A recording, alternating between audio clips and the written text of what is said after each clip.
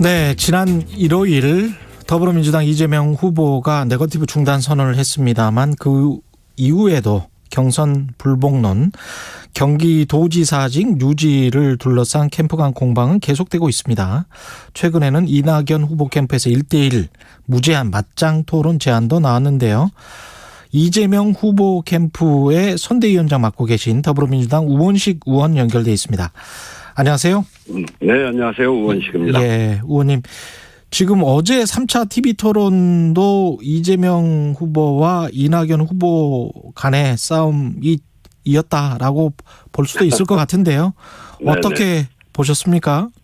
네, 어제 토론은 이제 네거티브 경쟁에서 정책 경쟁으로 전환된 것을 보는 것 같습니다. 그래서 이런 여러 가지 서로 입장 차이가 있어서 그 논의는 있었습니다만 외교안보 부분에서 역시 민주당이 고민을 깊게 하고 있고 외교안보는 역시 민주당이구나. 이런 걸 느끼게 하는 아주 좋은 토론이었다고 생각합니다. 외교안보 분야에서 이야기가 좀 많이 나왔다. 근데 언론이 주목하는 거는 영화 기생충, 아무래도 이제 언론이다 보니까. 네. 예. 영화 기생충과 관련해서 결국은 이제 기본소득 관련한 이야기들 아니겠습니까? 이낙연 후보 쪽에서 굉장히 비판을 했는데 어떻게 보십니까, 이거는? 기본소득과 관련해서는 한 번도 가보지 않은 길이기 때문에, 이제 거기에 고민이 깊지 않으면 그런 비판도 할 수 있습니다. 그렇지만 이재명 지사는 기본소득과 관련해서 경기도에서 이미 실험을 하고 있고, 그리고 많은 성과를 내고 있고, 청년 기본소득과 같은 이런 기본소득 분야가 이제는 우리가 가야 될 길이다라고 하는 것이 점점 입증되어 가고 있는 것이죠. 그래서 그런 점에서 이재명 지사가 지금 이야기하고 있는 기본소득에 대해서 좀 더 깊이 고민하고, 그리고 우리가 한 번도 가보진 않았습니다만 이제 우리가 가야 될 길이라고 하는 경기도에서 입증되어 가고 있는 그런 정책들에 대해서 우리 사회가 깊이 더 고민해 볼 필요가 있다고 생각합니다. 비판만 할 것이 아니라 주장을 좀 잘 살펴보시고요. 그렇게 하는 게 좋을 것 같습니다. 근데 경기도 같은 경우는 아무래도 큰 기업들의 본사도 많이 있고 그래서 아무래도 세수가 좀 넉넉해서 다른 데보다도 그런 정책을 실험적으로 하기가 용이하지 않느냐. 이걸 전국적으로 할 수 있는 재원이 있을까? 그런 생각이 들거든요. 네, 경기도가 할 수 있으면 대한민국이 할 수 있습니다. 대한민국이 이제 10대 경제대국이 됐고, 이제 웅스타트에서도 대한민국을 선진국이라고 보지 않습니까? 이제 이런 경제적 성장의 성과를 어떻게 국민들이 함께 공유하느냐라고 하는 게 지금 굉장히 중요한 과제입니다. 이제 우리 사회의 불공정, 불평등의 문제가 매우 심화돼 있고, 특히나 코로나19를 거치면서 양극화가 어느 때보다 심각해지고 있는 거 아닙니까? 앞으로 우리 사회는 이렇게 성장의 과실을 함께 나누면서 국민 모두가 행복해지는 그런 사회로 가야 되는, 그것이 새로운 대한민국의 길이라고 생각합니다. 그런 점에서 이재명 지사가 이번에 내놓은 기본소득은 바로 그런 길로 가자고 하는 것이고, 경기도에서 하는 일을 이 기본소득을 도 단위로 하는 것이 아니고 대한민국이 하는 일이기 때문에 대한민국 안에서 충분히 우리가 논의하고 또 그 길로 갈 수 있는 그런 정책이다. 저희는 그렇게 생각합니다. 이낙연 후보 캠프의 선대위원장 맡고 계신 서른 의원 같은 경우에 이런 이야기를 했어요. 이분들이 유권자들이죠. 이재명 후보의 욕설을 들었을 것이라고 생각한다. 내가 그분들을 어떻게 설득할 수 있을 것인가 확실한 자신이 없다.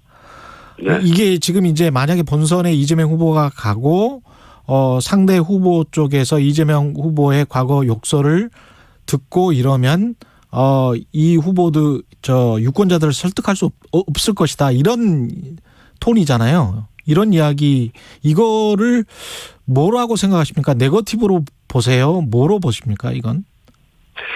그거는 그러니까 이재명 후보가 넉넉히 앞서가는 상황인데요. 이낙연 후보 승리를 바라는 캠프 관계자의 입장에서 보면 이렇게 경선 승복 여부를 묻는 게 매우 섭섭할 수 있죠. 그런 점에서 이런 말씀을 하셨다고 생각하는데, 그거에 관해서 경선을 불복하는 거냐 이런 제기도 있어요. 이제 그런 점들에 대해서 제가 이제 인터뷰를 잘 살펴봤는데 서른 의원은 경선 불복은 애초에 염두에 두지 않았다. 이렇게 이야기하시더라고요. 예. 저는 그 말이 진심이라고 생각하고 이낙연 캠프가 그렇게 생각할 거라고 생각하는데 예. 단지 이 발언 그 자체로 보면 예. 경선 불복의 가능성을 열어놓고 있는 것으로 들릴 수 있습니다. 그래서 예. 민주당 지지자들이 크게 걱정을 하고 있거든요. 예. 가장 중요한 거는 정권 재창출을 하자고 하는 게 민주당의 지지자들 그런 또 문재인 정부의 성공을 바라는 사람들이 모두 바라는 건데 그런 점에서 서른 그 선대위원장님의 뜻은 그렇지 않더라도 그렇게 들렸기 때문에 이 부분은 좀 분명히 하고 가는 게 좋을 것 같아서요. 제가 한 가지 제안을 드리면 예. 이재명 선대위원장으로서의 제안인데요. 예. 김두관 후보가 비판했듯이 경선 불복의 가능성을 열어놓은 것이라고 들릴 수 있기 때문에 걱정이 큰데 이 걱정도 덜고 예. 경선 결과를 잘 받아들이겠다, 승복하겠다. 라는 그 발언의 진정성도 분명히 하기 위해서 예. 선대위원장들이 모여서 공동으로 경선 결과 승복 선언을 하자 이렇게 제안을 드립니다. 선대위원장들이 모여서 그러니까 서른 의원까지 네네. 포함해서 예. 네네. 그래서 제가 늘 그 존경하는 선배신데 예. 그 서른 선대위원장께서 화답을 부탁드립니다. 예. 알겠습니다. 그거는 공식적으로 제안을 하신 거고요. 지사직 유지와 관련해서는 어떻게 생각하십니까? 계속 문제 제기를 하고 있는 측이 있는데요. 그거는 김두관 의원께서 잘 이야기하셨는데 예. 김두관 후보가 경남지사직 사퇴할 때 그때 굉장히 비판을 많이 받았거든요. 예. 그래서 김두관 후보는 내가 지사직 사퇴할 때 그렇게 비판하더니 그 사람들이 또 지금은 이재명 지사를 사퇴하라고 한다. 예. 그건 잘못이다 이렇게 이야기를 하고 있죠. 그 도민과의 약속을 지키는 것은 선택이 아닌 의무라고 생각합니다. 이 코로나 방역이 매우 심각한 상황이고 그래서 지사로서의 책임이 어느 때보다 중요하지 않습니까? 더더군다나 4개월 연속 광역자치단체 도정 지지율 1위를 기록하면서 예. 지사직과 후보 두 마리 토끼를 다 잘 잡고 있거든요. 예. 그래서 지사직 유지하는 것은 문제가 없다고 생각합니다. 그리고 그것과 덧붙여서 기본소득 광고를 또 문제 삼고 있는데 이 기본소득은 이재명 후보의 경기도지사 선거 제1번 공약입니다. 예. 그리고 이제 그것을 청년 기본수당이나 이렇게 하면서 시장과 지사로서 그 기본소득 관련 정책을 아주 성공적으로 실행하고 있고요. 이런 공약을 지키기 위해서 홍보하는 것은 당연한 책무라고 생각하고, 이거를 개인 홍보로 보는 것은 타당치 않다고 봅니다. 사실 이제 지사직을 수행하면서 후보로 치는 건 굉장히 어렵습니다. 이거 두 손 두 발을 다 묶고 하는 경기나 마찬가지인데요. 예. 이 선대위원장 입장에서 보면 후보가 평일을 지사직 업무로 움직일 수 없는 상황이죠. 그래서 선거로만 보면 참으로 답답한 형국인데 이런 불편함을 감수하면서도 지난 도지사 선거에서 도민과의 약속을 지키겠다 하는 후보의 태도가 저는 본받을 만하다. 이 정치인으로서 본받을 만한 일이다. 이렇게 생각을 합니다. 그 직위를 이용해서 홍보비를 34억 원이나 쓰면서 기본자가 붙는 시리즈 광고를 하고 있다. 이거는 선거랑 바로 연결되는 것 아니냐. 그런 이제 주장인 것 같아요. 그 이제 앞에서 말씀드렸듯이 기본소득은 이재명 후보의 경기도지사 선거 때 1번 공약이었습니다. 그래서 그 공약을 실행하고 또 지켜나가기 위해서 홍보하는 거거든요. 예. 그래서 그거를 그렇게 연결시키는 거. 오히려 그런 혜택을 보려고 유지한다. 이거는 이제 저희들이 보기에는 유지함으로 해서 그 발생하는 불편함이 훨씬 크거든요. 예. 그래서 그렇게 하는 건 적절치 않다고 보여집니다. 예. 지금 현재 아까 그런 공동선언을 하면 훨씬 더 나아질까요? 네거티브와 이 검증 사이에서 아주 회색 지역에 있는 그런 사안들이 많기 때문에 아까 같은 그런 서로 간에 어떤 결과가 나오더라도 승복을 하자는 선대위원장의 어떤 선언이 있으면 훨씬 더 나아지겠습니까? 어떻겠습니까? 저는 이제 갑작스럽게 경선 결과 승복하지 않을지도 모른다라고 하는 지지자들의 걱정이 굉장히 커져서 굉장히 예민해졌습니다. 우리가 이런 얘기는 경선 결과 불복 이런 느낌 같은 거는 전혀 없어야 되거든요. 원래 당연한 거 아닙니까, 그건? 네, 그건 당연한 거죠. 정권 재창출을 하는 것이 민주당의 모든 구성원들 또 민주당을 지지하는 분들의 한결같은 염원인데 이런 걱정이 든 거는 큰 문제죠. 그래서 그런 걱정을 덜기 위해서 그리고 서른 의원님의 그 진심을 제대로 보이기 위해서 이런 공동선언을 통해서 이걸 확실히 해놓으면 진영 간의 그 후보 간의 지나친 이런 걱정도 좀 볼 수 있게 되고 그런 점에서 저는 이 네거티브 전선을 훨씬 더 좋게 그런 것으로부터 벗어날 수 있도록 만드는 유효한 수단이다 이렇게 생각합니다. 이낙연 후보 쪽에서 제시하고 있는 무슨 당내 검진단 설치, 1대1 무제한 맞짱 토론 이런 것 같은 경우는 어떻게 생각하세요? 바로 받아들이실 수 있습니까? 이 대선 경선은 당헌 당규에 입각해서 엄정하게 치러져야 됩니다. 이번 경선은 이재명 후보와 이낙연 후보 두 분만 있는 게 아니거든요. 이 새로운 제안 등이 당헌 당규에 따라서 부합한지 당 선거관리위원회 등에서 그 당이 결정해서 해야 될 사안이라고 보고요. 저는 당헌 당규에 따라서 치러져야 된다 이렇게 생각합니다. 그렇군요.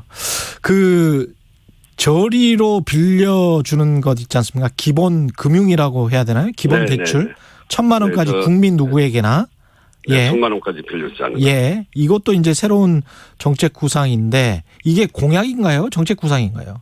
네, 공약입니다. 공약입니까? 이게 윤석열 캠프 쪽에서는 밑 빠진 독 물 붓는 정책이다. 원희룡이나 유승민 이 후보들도 기본적으로 채무자를 만드는 공약이다. 환타지 소설 같다. 뭐 이런 이야기예요.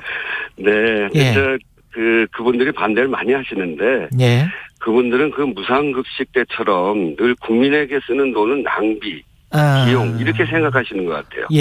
반대를 위한 반대죠. 그래서 큰 의미를 두지 않는데 지난해 불법 사채가 5,100건이 있었습니다.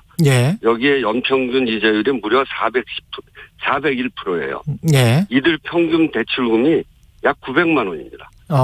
그 은행 문턱을 넘을 수 없어서 살인적 고금리의 굴레에서 정말 어렵게 지내시는 이런 분들을 벗어나게 하기 위한 국민의 기본권을 지키는 일입니다. 특히 청년에게 기본 대출은 고금리 덫에 걸리지 않도록 하는 사전 예방 장치와 같은 거거든요. 그래서 기본 대출을 통해서 금융 소외계층의 기본적인 삶을 지키고 청년의 미래를 꿈꿀 수 있게 돕는 그런 정책이라고 생각하고요.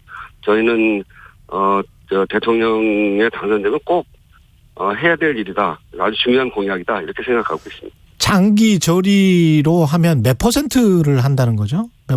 저리가? 우대 금리보다 조금 높은 수준, 현재 기준으로 하면 3% 전후? 3% 전후.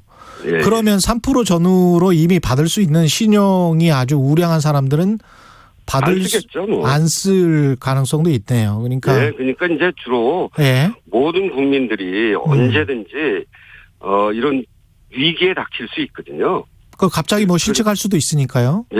그렇게 되고 신용에 크게 문제가 갑자기 생길 수도 있고 그래서 은행 문턱을 넘을 수 없는 그래서 살인적 고금리의 굴레에서 헤어나기 어려운 분들 이런 분들이 쓰는 거죠.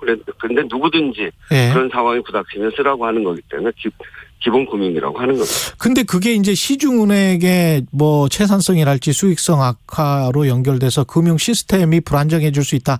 그런 반론은 당연히 나올 것 같습니다. 그런 문제에 대해서 우리가 충분히 대비를 할 수 있습니다. 우리 국가가 그런 정도 이렇게 정말 그 은행 문턱을 넘을 수 없는 분들을 보호하기 위한 그런 장치를 지원하는 것에 대해서는 우리 국가가 감당할 수 있는 정도이기 때문에 큰 문제가 되지 않습니다. 알겠습니다. 오늘은 여기까지 해야 되겠네요. 시간이 좀 짧았습니다. 말씀 감사하고요. 이재명 후보 캠프의 선대위원장 더불어민주당 우원식 의원이었습니다. 고맙습니다. 감사합니다. KBS 1라디오 최경영의 최강시사 1부는 여기까지고요. 잠시 후 2부에서는 홍현익 국립외교원장 만납니다. 국립외교